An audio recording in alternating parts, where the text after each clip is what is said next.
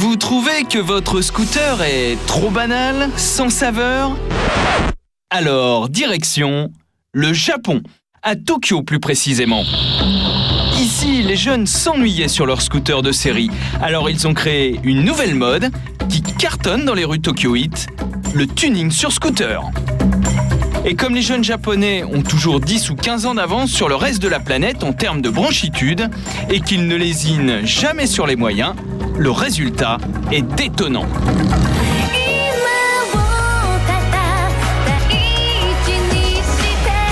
Rallongé à outrance, posé par terre grâce à des suspensions hydrauliques et repeint avec des couleurs soit ultra flashy, soit très sombres, il est difficile d'imaginer qu'à l'origine, ce sont des scooters tout à fait banals qui ont servi de base. D'ailleurs, 2 modèles ont particulièrement la cote chez les pratiquants de ce nouvel art de la rue, et ce sont 2 machines que l'on connaît bien en France, le Yamaha Majesty 250 et le Yamaha 500 T-Max. Tout a commencé avec la sortie de ces maxi-scooters, et plus particulièrement du Majesty. Et le mouvement a pris tellement d'ampleur qu'il existe même un magazine qui est entièrement consacré. Nous avons rencontré son rédacteur en chef. Cela fait près de 7 ans que le tuning sur scooter est à la mode ici. Ce sont beaucoup de jeunes qui le pratiquent, mais il y a aussi les plus vieux qui faisaient du tuning sur voiture avant d'avoir des enfants, et maintenant que leurs enfants sont devenus grands, ils reviennent au tuning, mais sur scooter. En tout cas, presque tous utilisent leur engin tous les jours. Et tout a commencé ici, chez Bell Scooter, une petite échoppe noyée dans Yokohama, l'une des grandes banlieues de Tokyo. C'est dans ce bric-à-brac, entre aquarium géant et pièces détachées, que Monsieur Suzuki, le patron, a lancé la mode avec des créations originales. Mon inspiration est venue du cinéma et du jet ski.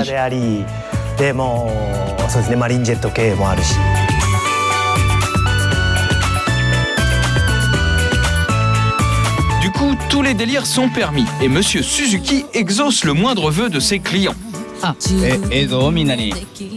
Moi, j'ai mis un écran devant mon scooter, car le thème de ma personnalisation, c'est la musique, la technotrance. Et avec cet écran, quand je roule, je mets des clips pour faire découvrir cette musique à tous ceux que je croise.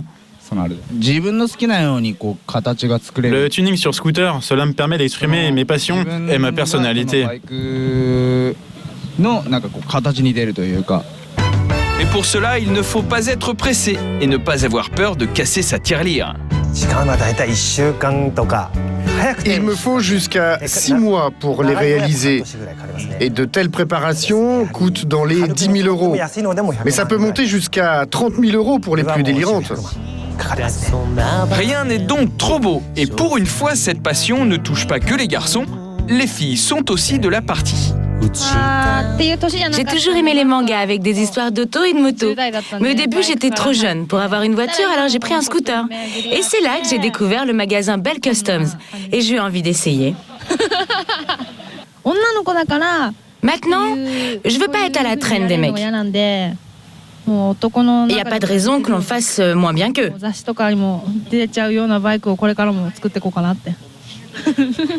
Du coup, c'est l'escalade et il n'y a plus de limite. La tendance en ce moment, c'est surtout de travailler sur la longueur. En fait, les scooters sont maintenant de plus en plus grands. Une fois, on m'en a même amené un de 3 mètres de long.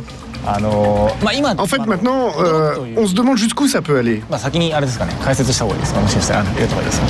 Alors à quand un tel tuning en France? Avec l'essor des 2 roues, il est fort à parier qu'il n'y aura plus longtemps à attendre. En attendant, les Japonais, eux, n'ont pas l'intention d'en rester là. Mon rêve, et j'y travaille en ce moment, c'est de réaliser un scooter qui ressemble à une voiture avec 4 roues. Ouais, enfin bon, chez nous ça existe déjà, ça s'appelle une voiture sans permis. Pas si tendance que ça finalement les Japonais.